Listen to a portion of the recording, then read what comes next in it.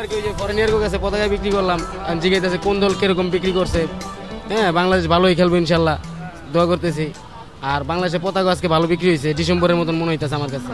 এরকম হয় না, মানে কম হয়, বিপিএল এর সময় কম হয়, বাংলাদেশের পতাকা খুব কম চলে, ডিসেম্বর ছাড়া এরকম চলে না। কিন্তু আজকে ফুটবল খেলার উদ্দেশ্যে ভালোই বিক্রি করছে আলহামদুলিল্লাহ। জি, আমরা কারণ বাজার থেকে আসছি, আমি কারণ বাজার টিম আমাদের, কারণ বাজার থাকি আমি, তেজগাঁর ছেলে। জি, আমরা টিকিট পাইছি, টিকিট কাটা হয়েছে, আমরা ঢুকবো, আমার একটা ফ্রেন্ড আসছে, আমরা দুইজন একসাথে ঢুকবো, এর জন্য ওয়েট করতেছি, অনেক জ্যাম রাস্তায়।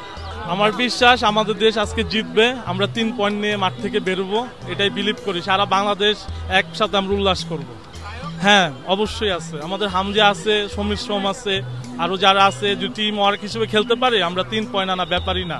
কক্সবাজার থেকে আসলাম খেলা দেখার জন্য, কিন্তু কোনোভাবে টিকিট ম্যানেজ হচ্ছে না।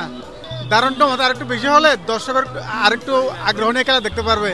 তো আমরা চাই আগামীতে এই ধরনের আরো বেশি বেশি ম্যাচ অনুষ্ঠিত হোক এবং আরো কিছু মাঠ আগামীতে আরো বাড়ুক, তাহলে আমরা দর্শকরা আরো ভালোভাবে খেলা দেখতে পারবো। 100 টাকার টিকিট 2000 টাকা যাচ্ছে, 100 টাকার টিকিট 2000 টাকা করে যাচ্ছে, ব্ল্যাকে টিকিট। আমরা তো এসে টিকিট পাচ্ছি না, কিন্তু এখানে এসে দেখি 100 টাকার টিকিট 2000 টাকা চাইছে আর কি।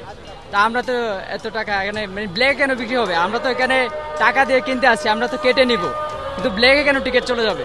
এটা হচ্ছে আর কি কথা। আমরা টিকিট না পাইলে খেলা দেখতে আগ্রহী আর কি, টিকিট না পাইলে আমরা খেলা দেখবো, খেলা দেখার জন্য আগ্রহী, যে কোনোভাবে খেলা দেখতে হবে আমাদের।